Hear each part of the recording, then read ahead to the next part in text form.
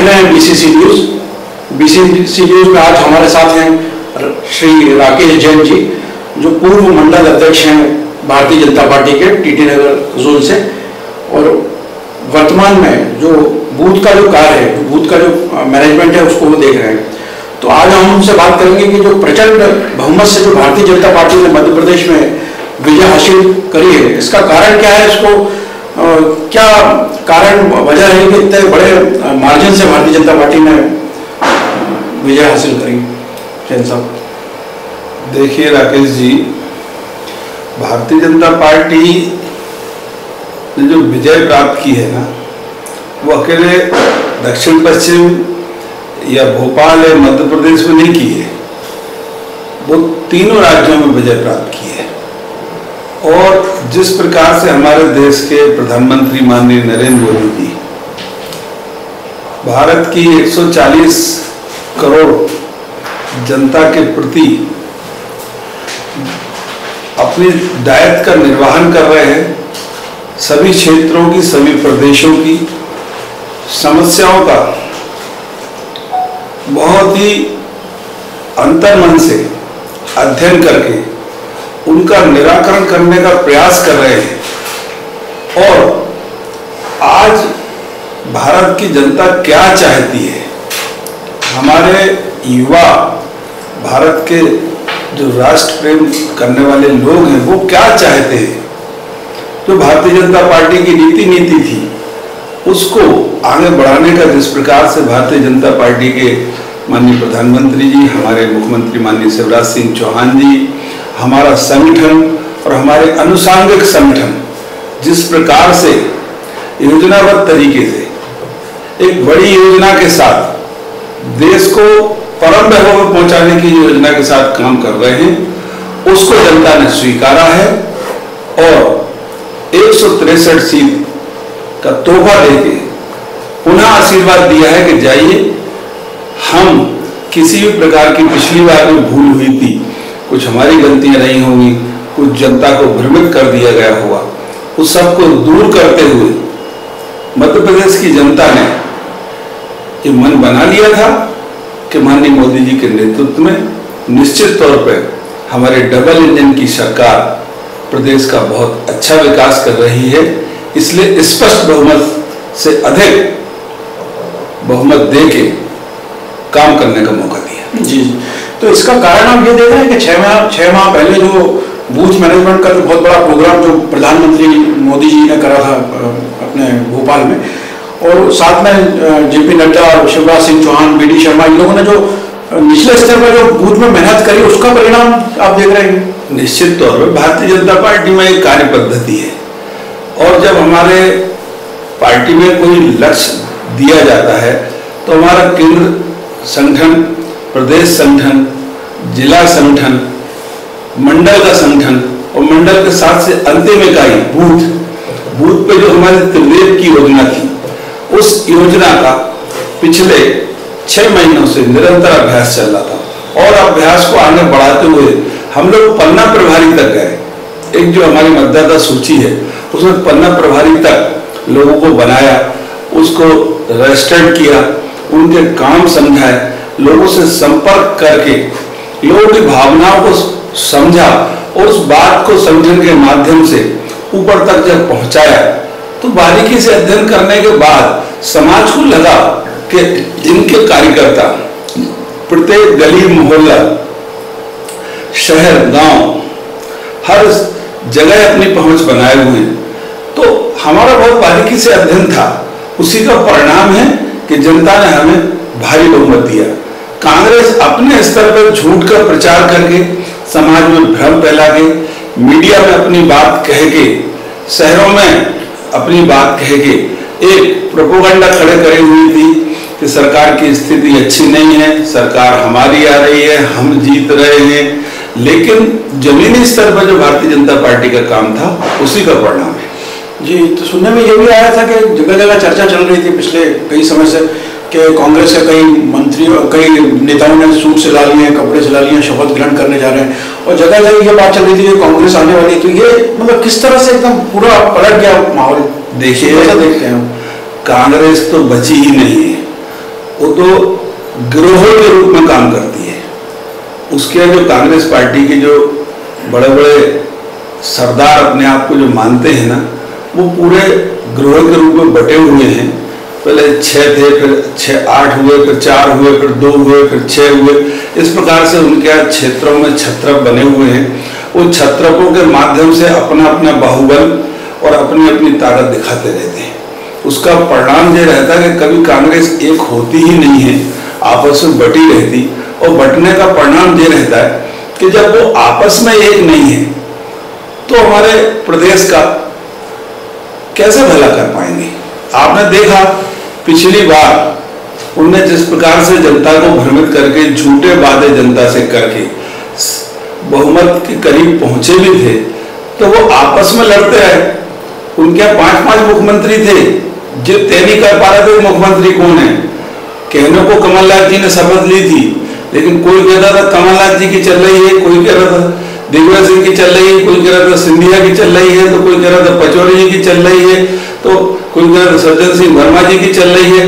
मतलब रोज सत्ता के केंद्र बनते थे और अंत में उनके मुख्यमंत्री कमलनाथ जी बल्लभ भवन में बैठ के और अपने ट्रांसफर उद्योग में लगे रहे 1.5 साल। न उन्हें विधायकों को समय दिया, न किसी जनता को समय दिया। बस डायरेक्ट एसी कमरों में बैठ के अधिकारियों से मनमाफी निर्णय करवाते रहे। उसका परिणाम था कि उनके लोग ही उनका साथ छोड़ के जाने लगे थे। तो 15 महीने की जो सरकार थी, जो करप्शन आप जो बोलते हैं जैसे, तो सही बात है कि ये बिल्कुल सही बात है। आपने देखा है, आप पत्रकारिता क्षेत्र में आप निरंतर काम करते हैं, विगत कई वर्षों से आप इस क्षेत्र में काम कर रहे हैं। आपने देखा था कि किस प्रकार से पूरे प्रदेश में बदले की भावना से काम किया जा रहा था, झूठे वादे किए जा रहे थे। उनके राजकुमार राहुल गांधी के द्वारा जिस प्रकार से वादे किए गए थे कि अगर इनने जो झूठे वादे किए थे कि हम 10 दिन में जनता का पूरा किसानों को कर्जा माफ कर देंगे, और यदि कर्जा माफ नहीं कर पाए तो 10 दिन में हम मुख्यमंत्री बदल देंगे। तो उन्होंने ना तो मुख्यमंत्री बदला, ना कर्जा माफ किया। जनता कब तक सब्र करेगी, आप बताइए। जी, अच्छा, इसको क्या देखते हैं, मतलब सभी जगह चर्चा चल रही है जैसे कि ये जो टर्निंग पॉइंट इसका लाडली बहना के कारण पूरा टर्निंग पॉइंट रहा, इसके वजह से ये 160 सीटें मिली। देखिए, कोई भी जीत में एक ही बिंदु कारगर नहीं होता है। हाँ, लाडली बहना की वजह से निश्चित तौर पर हमारे देश की जो आधी आबादी है, हमारे प्रदेश की जो बहनें हैं, मातृशक्ति है, निश्चित तौर पर कहीं ना कहीं जो वर्ग वंचित था समाज में बराबरी करने से, तो सरकार माननीय शिवराज सिंह चौहान जी के माध्यम से एक ही योजना नहीं चलाएगी लाडली।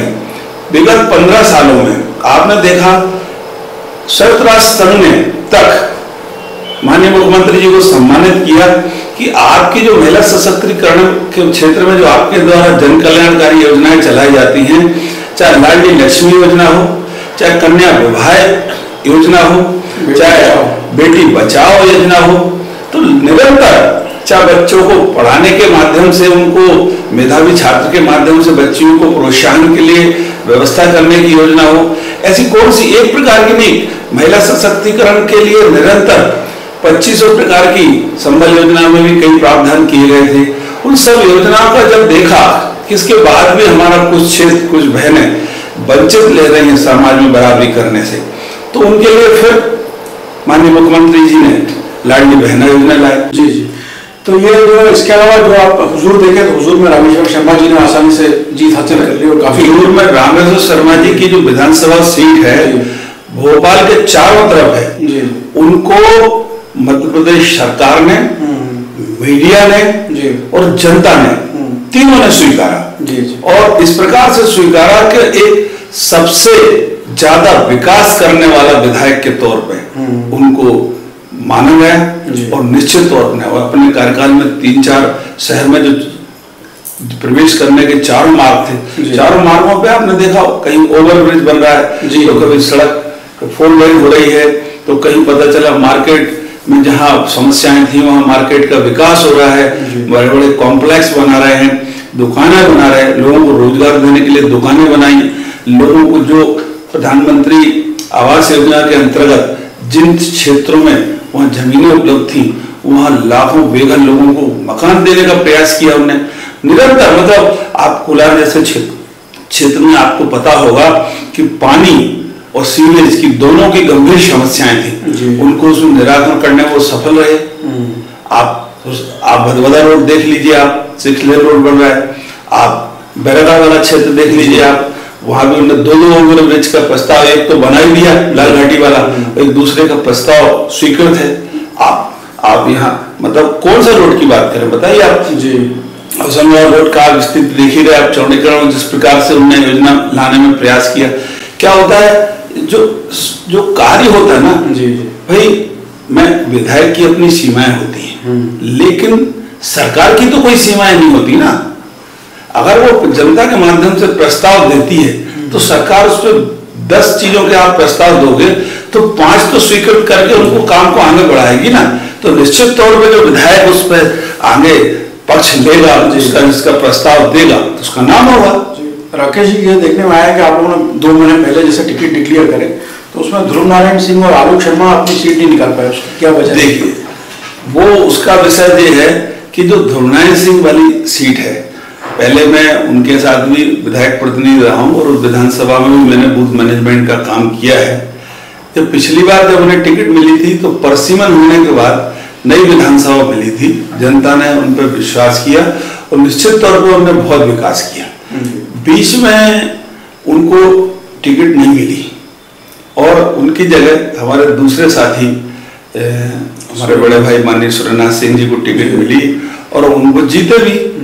उनने जनता के बीच में निरंतर रहने का प्रयास किया, लेकिन द्वारा से जब उनको टिकट मिली तो कुछ स्वास्थ्य कारणों से वो पिछड़ गए और फिर वो चुनाव हार गए। और वो समन्वय बनाने में, संवाद बनाने में कुछ 1-2 विषय थे, जैसे जो संभ्रांत एरिया थे उसमें जो पिछड़े गरीब लोगों के कुछ व्यवसायिक विषय थे, गुमटी उमटी के, इन सब चीजों में जो नाराजगी बढ़ी तो बहुत कम मार्जिन से वो चुनाव हारे थे। अब वो जो गैप था 10 साल का, भाई ध्रुव नारायण सिंह को 10 साल बाद अवसर मिला। भाई 5 साल जो है ना सुरेंद्र सिंह विधायक रहे, 5 साल आर्य मसूद विधायक रहे, तो 10 साल का जो गैप था तो उनके द्वारा जो विकास कार्य किए गए थे वो जनता 10 साल याद नहीं रखती। इनके द्वारा निरंतर लोगों को स्मरण कराने का प्रयास किया गया। अब उस सीट के जाति समीकरण इस प्रकार के हैं कि एक निश्चित वर्ग तो पर्टिकुलर, चाहे उन्हें काम हो चाहे ना हो, वो तो पर्टिकुलर अपने विचारधारा से कांग्रेस को ही वोट देता है। तो उनके वोट तो मिलने की संभावना ही नहीं थी। अब बाकी जो वर्ग है 50-50 का हिसाब किताब है हमारा, 50% वो HM सीट है। तो जो बाकी वर्ग था उस वर्ग में हम अपने विकास कार्य याद दिलाने में 10 साल के गैप के कारण हम सफल नहीं हुए, उसके परिणाम हमारे अनुकूल नहीं आए। अगर हम उनको पुराने काम जो विकास के किए थे उनको याद दिलाने में सफल हो जाते, साथ में जो सरकार की योजनाएं चल रही थी, अब वो विधानसभा में जब कार्यकर्ता बदलता है, जब अब जवाबदारी बदल जाती तो बीच में कुछ समय तक जवाबदारी सुरेंद्रनाथ सिंह जी के पास रही, उसके बाद फिर द्वारा से जब वो हारे तो भी जवाबदारी उनके पास रही, लेकिन वो स्वास्थ्य कारणों से विधानसभा में जब सक्रिय कम रहे, उसके बीच में जवाबदारी ध्रुव सिंह जी के पास नहीं थी।